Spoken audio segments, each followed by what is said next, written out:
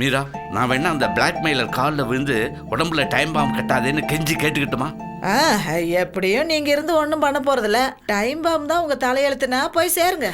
ஏற்கனவே சொப்பனத்துல அம்மா வேற வா வான்னு கூப்பிடறதா சொன்னீங்க. போங்க போங்க, நேரத்தோட போங்க. என்கிட்ட இருந்து 1 கோடி ரூபா வாங்குறதுக்கு தன் புருஷனையே என் வீட்டுக்கு அனுப்புறான்னா அவ எப்பேற்பட்ட ரவுடியா இருக்கணும்.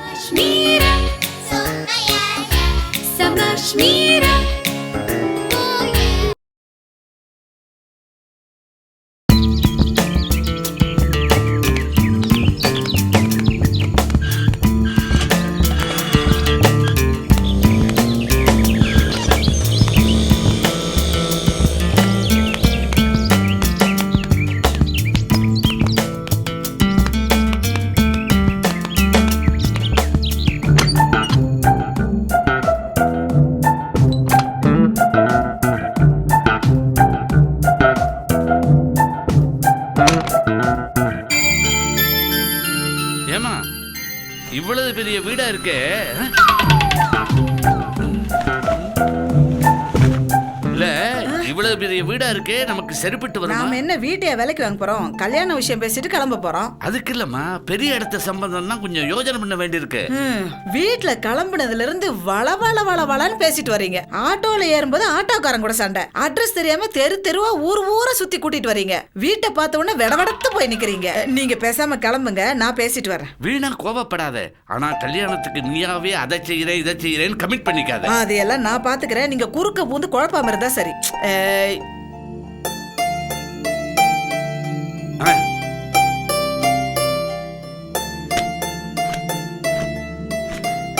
ஏங்க, உங்க முதலாளிய பார்க்கணும், கூப்பிடுறீங்களா?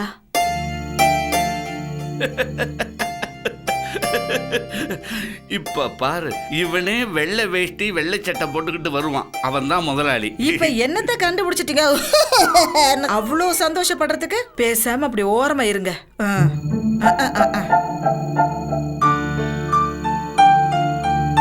என்னமோ தெரிஞ்ச மாதிரி பேசுனீங்களே, அவருதான் முதலாளி. சினிமாவில எல்லாம் அப்படித்தாமா வரும். தோட்டக்காரன் நினைப்போம், அவனே முதலாளியா இருப்பான். வேலைக்காரி நினைப்போம். எப்பதான் இந்த வாய் மூடுமோ? வணக்கம். வாங்க. நீங்க யாரு? அழகப்பனோட பொண்ணுக்கு உங்க பையனை பாத்துருக்காங்களாமே. அழகப்பன உங்களுக்கு எப்படி தெரியும்? நாங்கெல்லாம் ஒரே ஊர்க்காரங்க, தூரத்து சொந்தம் வேற. நான் மீராவோட அப்பா. அப்படியா?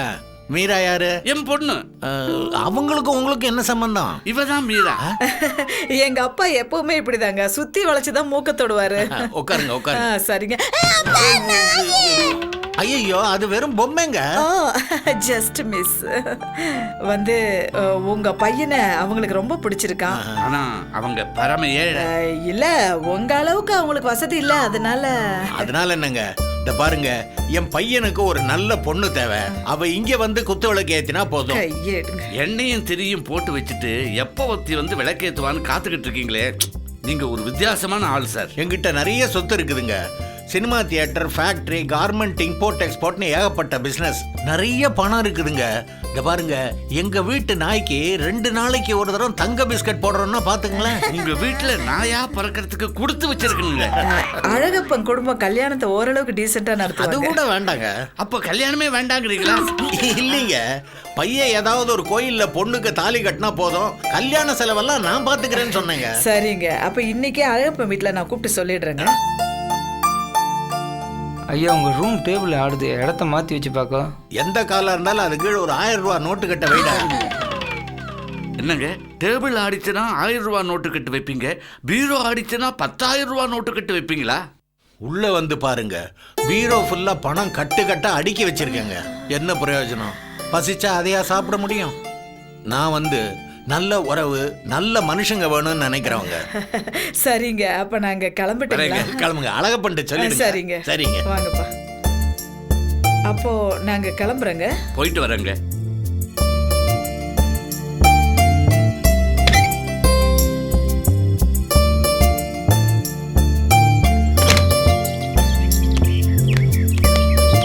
ஏமீரா, வீட்டுக்கு வந்தவங்களுக்கு ஒரு வாய் தண்ணி கூட கொடுக்காம அனுப்புறானே, இவங்கிட்ட ஏன் கட்டுக்கட்டா நோட்டு சேராது? எங்கேயாவது வெளியில வந்தா எவன் என்ன கொடுப்பான்னு வாயை பொளந்துகிட்டு இருக்கிறீங்களே, அதனால தான் நீங்க இப்படியே இருக்கீங்க, அவங்க அப்படியே இருக்காங்க. கிளம்புங்க.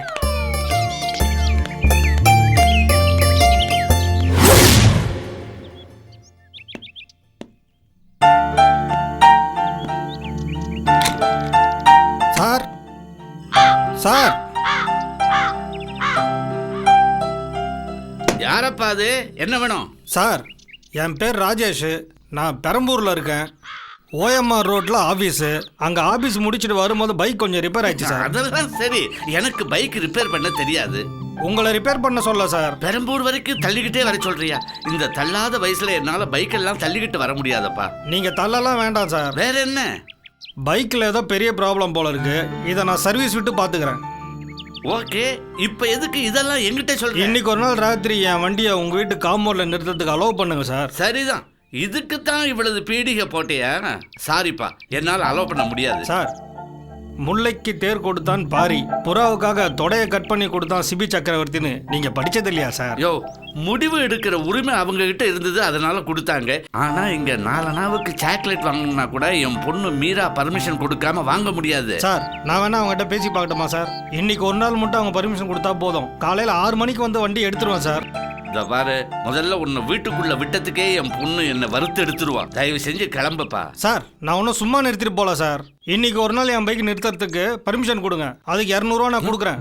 எவ்வளவு? 200 சார். நீ கொடுக்குற, ஆனா அது நியாயம் இல்ல. எவனோ பைக்கை கொண்டு இங்க நிறுத்துறான், நான் அதை பாத்துக்கிறதுக்கு அப்புறம் பின்னாடி பிரச்சனை.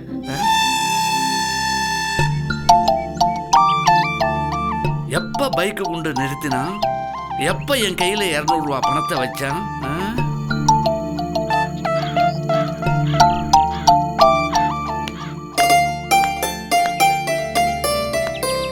அப்பா அப்பா, என்னம்மா, ஆட்டோவில் வந்தியா? ஆட்டோக்காரன் ஏதாவது தகராறு பண்ணானா? மீட்டருக்கு மேலே கேட்டானா? இந்த ஆட்டோக்காரங்களே எப்போதுமே இப்படி தான். சவாரி ஏற்றும் போது ஒரு ரேட்டு, இறக்கி விடும்போது ரேட்டு. நான் பேசிக்கிறேன். முடிச்சிட்டீங்களா? இல்ல, பேச வேண்டியது இன்னும் மீதி இருக்குது. நான் தனியா பேசிக்கிறேன். என்ன விஷயம் சொல்லு. இல்ல, வீட்டுக்கு யாராவது வந்திருக்காங்களான்னு கேட்கறேன். வரல. ஏன், யாரையாவது வர சொல்லி இருக்கியா? இந்த பைக் யாருது? இதுவா? ஓஎம்ஆர் ரோட்ல இருக்கிற ஆபீஸ்ல ஒரு பையன் வேலை செய்யறான், அவனுது. அது எப்படி இங்க வந்தது? அவன் தானே கொண்டு விட்டுட்டு போனான். அவன் யாரு?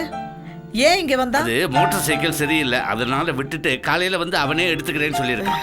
நீங்க சரின்னு சொல்லி பர்மிஷன் கொடுத்தீங்களா? அவன் எங்க என் பர்மிஷனுக்கு வெயிட் பண்ணான், டக்குன்னு வண்டியை கொண்டு வந்து நிறுத்திட்டான். எதுக்குடா என் வீட்டுல வண்டியை நிறுத்தினா? மரியாதையை எடுத்துட்டு போடான்னு சொல்ல வேண்டியதானே? முடியாதே. ஏன்? பேச்சு வாக்குல டக்குன்னு 200 ரூபாய் எடுத்து என் கையில வச்சு அழுத்திட்டான். அதான் அவன் வண்டியை தொடச்சிக்கிட்டு இருக்கேன். அவங்கிட்ட 200 ரூபாய் வாங்கிட்டு இந்த வண்டி எங்க நிப்பாட்டுறதுக்கு பர்மிஷன் கொடுத்தீங்களா? நான் பணம் கேட்கவே இல்லம்மா, அவனா தான் கொடுத்தான். அவன் பணமும் வேண்டாம், ஒண்ணு வேண்டாம், நான் மூஞ்சில விட்டுற வேண்டியதானே? செலவு நோட்டை பார்த்த உடனே சைடு வாங்கிட்டேன். உடனடியே இந்த வண்டியை எடுத்துட்டு போய் ரோட்ல விட்டுட்டு வாங்க. அது நம்பிக்கை துரோகம் மீரா. கை நீட்டி காசு வாங்கின அப்புறம் பால் மாறினா பகவானுக்கே அடுக்காது. வண்டியை கொண்டு விட்டானே, அவன் பேரு, அட்ரஸ், மொபைல் நம்பர் ஏதாவது வாங்கியிருக்கீங்களா? அதெல்லாம் எதுக்கு? அவன் வந்து வண்டி எடுக்கலன்னா அவனை கூப்பிட்டு சொல்லணும்ல. 50,000 ரூபாய் வண்டி அப்படியே விட்டுட்டு போயிடுவானா? நிச்சயம் வந்து எடுத்துப்பான். பார்க்கறதுக்கு ரொம்ப டீசெண்டா இருந்தான். இன்னைக்கு ஒரு ராத்திரி தான் டைம். நாளைக்கு காலையில 6 மணிக்கு அவன் வந்து வண்டி எடுக்கல, நானே வண்டியை கொண்டு போய் ரோட்ல விட்டுறேன். நீங்க வண்டியை வெளியில விட்டுட்டு அப்படியே நீங்களும் கிளம்பிடணும், புரிஞ்சதா? ஒரு வண்டிக்கு ஒரு நாள் ராத்திரிக்கு 200 ரூபாய். 10 வண்டி நிறுத்தினா 2000 ரூபாய். இந்த கால்குலேஷன் ஏன் மீராவுக்கு புரிய மாட்டேங்குது?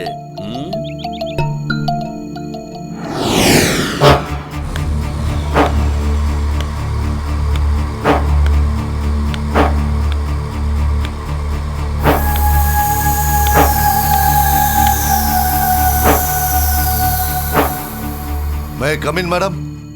யார் நீங்க? ஓ, பைக்கை விட்டுட்டு போனவரா? இல்ல மேடம், பைக்கை விட்டுட்டு போனானே அவனோட ஃப்ரெண்டு. சரி சரி, பைக்கை எடுத்துட்டு போங்க. இனிமே வீட்டு முன்னாடி பைக்கை நிப்பாட்டுற வேலையில வச்சுக்காதீங்க. மீரா, பைக்கை வச்சவன் ஒருத்தன், எடுத்துன்னு போறவன் இன்னொருத்தனா? நாளைக்கு அவன் வந்து கேட்டா என்ன பதில் சொல்றது? அவன் வரமாட்டான். இருந்தாலும் நான் பைக்கை தரமாட்டேன். எனக்கும் தேவையில்லை. அப்புறம் ஏயா வந்தீங்க? 2 நாளைக்கு தங்கிட்டு போலான்னு வந்தேன். ஏயா வரவும் போறவன்லாம் இங்க வந்து தங்கறதுக்கு இது என்ன சத்திரம் சாவடியா? போயா, மரியாதையா வெளியில போயா. ரொம்ப கத்தாதம்மா. நான் இப்போ உங்க 2 பேரையும் ஹவுஸ் அரெஸ்ட் பண்ணி வச்சிருக்கேன். மீரா, இவன் உன் கையால அடிபடாம வெளியில போக மாட்டான். அவசரப்படாதீங்க சார். வரும்போதே உங்க வீட்டை சுத்தி பாம்பு வச்சுட்டு தான் வந்திருக்கேன். இந்த மாதிரி பூச்சாண்டி காட்டுறவங்கள எல்லாம் நான் பூன்னு ஊதி தள்ளிடுவேன். போயா வெளியில.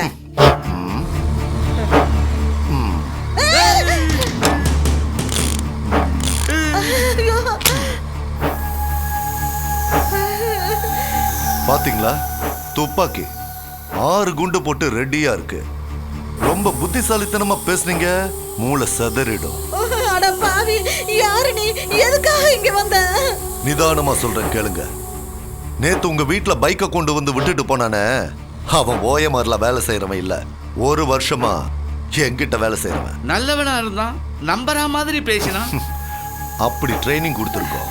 எதுக்காக அப்படி ட்ரைனிங் கொடுத்தீங்க? கொழுத்த பணக்காரங்களா பார்த்து செலக்ட் பண்ணி கொள்ளை அடிக்க. ஏங்க நீங்க கொள்ளை அடிக்கிறதுக்கு என் வீட்டுல ஒருத்தன் பைக்கை நிறுத்துறதுக்கு என்னங்க சம்பந்தம்? நிறைய இருக்கே. முதல்ல ஏதாவது பணக்காரனை பார்த்து செலக்ட் பண்ணி அவனை பிளாக்மெயில் பண்ணுவேன். அவன் பணம் தரம்பா, அந்த பணத்தை யாரையாவது விட்டு எடுத்துட்டு வர சொல்லுவேன். இன்னும் நீங்க ஏன் இங்க வந்தீங்கன்னு சொல்லவே இல்லையா? யாரையாவது விட்டு எடுத்துட்டு வர சொல்லுவேன்னு சொன்னேன்ல, அந்த யாரையாவது நீங்க. எஸ், டைரக்டா நானும் என் ஆளுகளோ போனா மாட்டிக்குவோம்.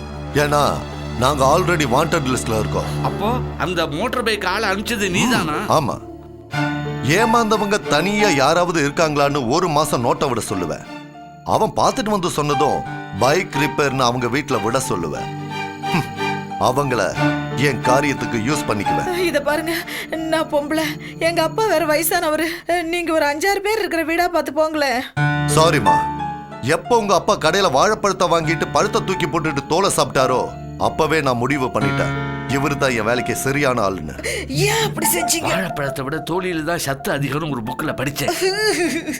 இன்னும் 2 நாள்ல நான் சொல்ற பணக்காரன் வீட்டுக்கு போயிட்டு பணத்தை வாங்கிட்டு வரணும். என்ன வெளியில விட்டீங்கன்னா வெளியில யார்கிட்டயாவது சொல்லிட மாட்டேனா? நான் என்ன அவ்வளவு முட்டாளா? நீ போற வழியில 10 அடிக்கு ஒருத்தனை என் ஆளுங்க மாறு வேஷத்துல நிப்பாங்க. அது மட்டும் இல்ல, உன் உடம்பு முழுக்க டைம் பாம் கட்டி விட்டுட்டு தான் அனுப்புவோம். யாருக்கிட்டையாவது சொன்னீங்க இல்ல போலீஸுக்கு போனீங்கன்னு தெரிஞ்சா அவன் கையில இருக்கிற ரிமோட் பாம் அமுத்துவான். நீங்க ஸ்பாட்ல பீஸ் ஆயிடுவீங்க.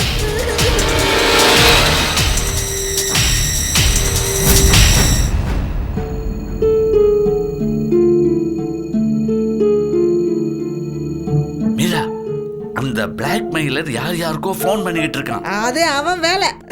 நாம இதுல இருந்து எப்படி தப்பிக்கிறது, அவனை எப்படி வெளியில அனுப்புறதுன்னு மட்டும் யோசிங்க. எனக்கு ரொம்ப பயமா இருக்குது.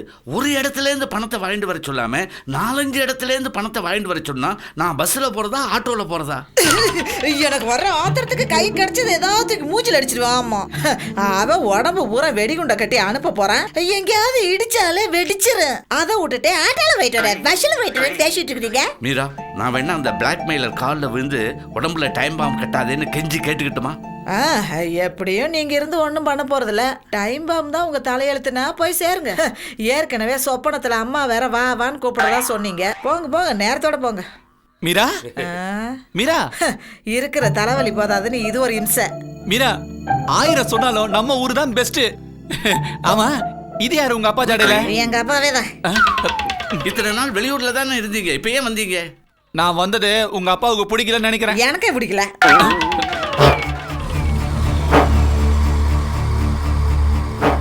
மாமா, நான் வந்துட்டேன். இனிமே நீங்க கிளம்புங்க. கிளம்புறேன்.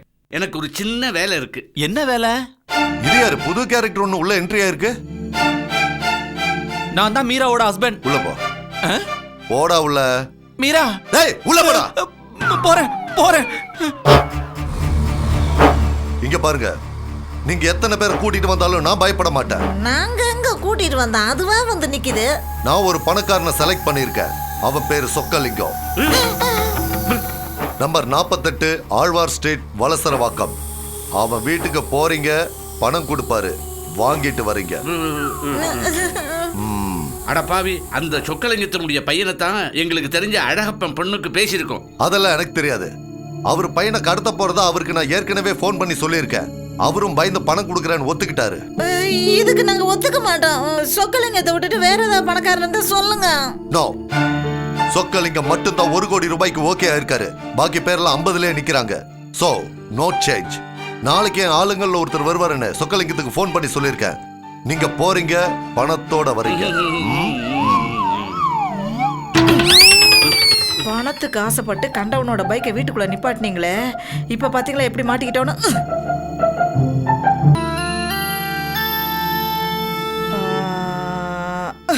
அப்பா, அப்பா, சொக்கலிங்க வீட்டுக்கு நீங்க போல. என்ன மீரா இது? அவன் வீட்டை சுத்தி குண்டு வச்சிருக்கான், விளாவுல துப்பாக்கி வச்சிருக்கான். போகலன்னா உன் கண்ணெதிரிலேயே என்ன சுட்டுடுவான். சொக்கலிங்க வீட்டுக்கு நீங்க போகலன்னு தான் சொன்னேன். வேற யாராவது போகலன்னு சொன்னேனா? வேண்டாம் மீரா, நீ போறதா இருந்தா நானே போறேன். வாழ்வோ சாவோ இந்த ஐயா சாமி சந்திக்க தயாராயிட்டான். கொஞ்சம் வாயை மூடிட்டு நான் சொல்றது கேக்குறீங்களா? நீங்களும் நானும் தான் சொக்கலிங்க வீட்டுக்கு போலன்னு சொல்றேன். ஆனா நம்ம வீட்டுக்கு ஒண்ணு வந்திருக்க என் புருஷன் அது போகும்.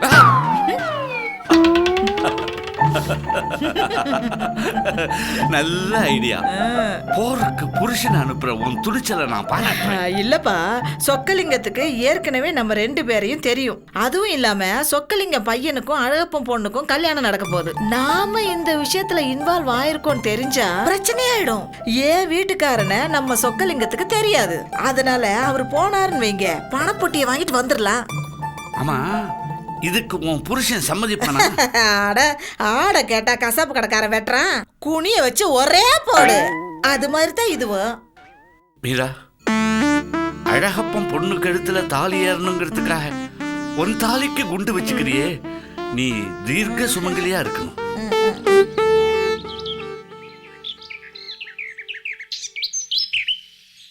நோ, இதுக்கு நான் சம்மதிக்க மாட்டேன். சாரி, சொக்கலிங்க நம்மளுக்கு 1 கோடி ரூபாய் தரணும்னா அவனே இங்க கொண்டு கொடுக்கட்டும். நாம எதுக்கு அங்க போனோம்? ஆட திடீர்னு புத்திசாலி மாதிரி பேசுறீங்க. யாருகிட்ட இருந்து கத்துக்கிட்டீங்க?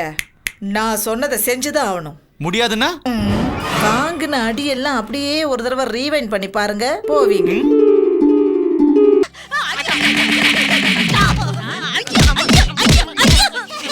என்ன கவுத்துட்டேன்னு கொண்டாட்டமா? அப்பா அந்த அண்டை ஊத்துங்க, தலையில போடுங்கப்பா. சரி சரி. யார் அனுப்புனதுன்னு சொக்கலிங்க கேட்டா ரவி அனுப்புனாருன்னு சொல்லணும். ஏன் ஏன் எதுக்குன்னு கேள்வி எல்லாம் கேட்கக்கூடாது. அது அப்படித்தான். என்ன சரி, பயந்துட்டேன்.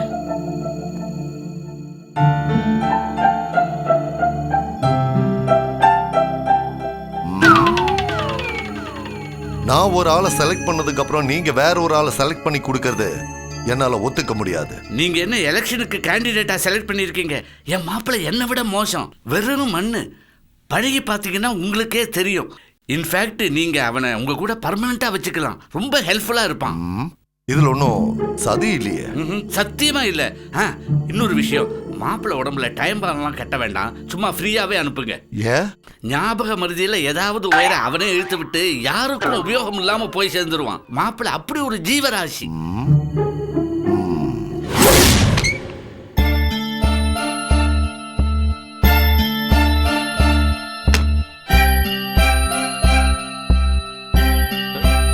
Sir sir, Chokkalinga sir.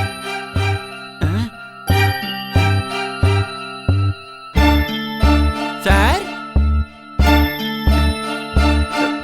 Chokkalinga sir.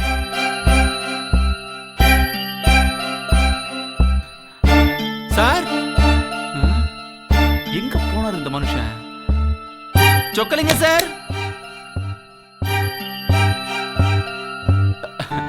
வணக்கம் சார். வணக்கம். சார், நீங்க சொக்கலிங்கம்மா? ஆமா. சார், ரவின்னு ஒருத்தர் அமிச்சாரு. நீங்க 1 கோடி ரூபாய் பணம் கொடுப்பீங்களா? அதை வாங்கிட்டு வர சொன்னாரு. ஏன்பா பார்த்தா படிச்ச மாதிரி இருக்க, உனக்கு ஏன்பா இந்த வேலை? சார், நான் மாட்டேன்னு தான் சொன்னேன். ஆனா மீரா தான் கட்டாயமா போகணும்னு சொன்னா. மீராவா? மீரா உனக்கு என்ன வேணும்? சார், என்னோட வைஃப் சார். அப்படியா? ஆமா, ரவின்னு சொன்னியா, அது யாரு? அவன் யாருன்னு எனக்கு தெரியாது சார். ஆனா எங்க வீட்டுல புதுசா ஒரு ஆள் வந்திருக்கான். அநேகமா அவனா இருக்கணும்.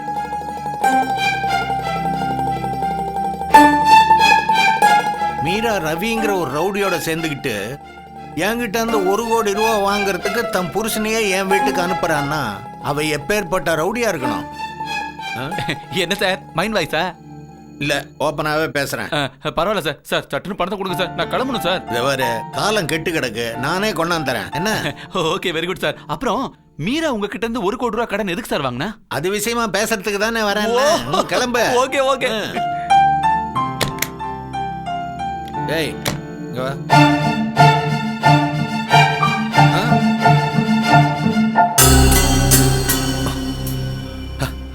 ஏமா, உன் புருஷன் வருவானா இல்ல அப்படியே கம்மி நீட்டிடுவானா? ஐயோ, அவரு ஒரு அப்பாவிங்க. சொன்னதை செஞ்சுட்டு வருவாரு, சுயமா சிந்திக்க மாட்டாரு. வாங்க, என்ன நீங்களே வந்துட்டீங்க? அடியாட்களை வச்சு என்கிட்ட 1 கோடி வாங்குறதுக்கு திட்டம் போட்டீங்களா? அதுக்கு தான் என் வீட்டுக்கு வந்தீங்களா? இவர் யாரு? அடா பாவி, இவர்தாயா சொக்கலிங்க. இந்த ரவி தான் சார் எங்களை மிரட்டி உங்ககிட்ட இருந்து பணம் வாங்கிட்டு வர சொன்னது. எங்களுக்கு எதுவும் தெரியாது. ராஸ்கல், நான் வரும்போது போலீஸுக்கு ஃபோன் பண்ணிட்டு தான் வரேன். சார், இவங்க சொல்றதெல்லாம் நம்பாதீங்க சார். இவங்களுக்கு பணம் வேணும்னு என்ன விட்டு உங்களை மிரட்ட சொன்னாங்க சார். நான் சொன்னேன் இதெல்லாம் பாவங்க அப்படின்னு சொன்னேன். அந்த ஆள் கொழுத்த பணக்காரன் கொடுக்க மாட்டானா அப்படின்னு கேட்டாங்க சார். சார் சார் நீங்க இவங்களை கவனிச்சுக்கோங்க சார். நான் கிளம்புறேன் சார். அந்த மோட்டார் பைக் எடுத்துட்டு போயிடுங்க. ரொம்ப முக்கியம் சார். சத்தியமா எங்களுக்கு இதுக்கு எந்த சம்பந்தம் இல்ல. இந்த போறானே திருட்டு பையன், அவன் தான் இந்த ஏற்பாடெல்லாம் பண்ணான். அதெல்லாம் எனக்கு தெரியாது. நான் போலீஸுக்கு ஃபோன் பண்ணிட்டேன். அவங்க வர்ற வரைக்கும் யாரும் இங்க இருந்து அசையக்கூடாது. இப்ப எனக்கு உங்க திட்டமெல்லாம் நல்லா தெரிஞ்சு போச்சு. பாத்தீங்களா, சில சமயம் யார் மேலேயாவது இறக்கப்பட்டு அவங்களுக்கு இடம் கொடுத்தோம்னா அதுவே நமக்கு வினையா முடிஞ்சிருங்க. அறிமுகம் இல்லாதவங்களோட பொருளை வாங்கி வைக்கிறதுல நிறைய ரிஸ்க் இருக்குங்க. என்ன நான் சொல்றது சரியா? Savaş Mira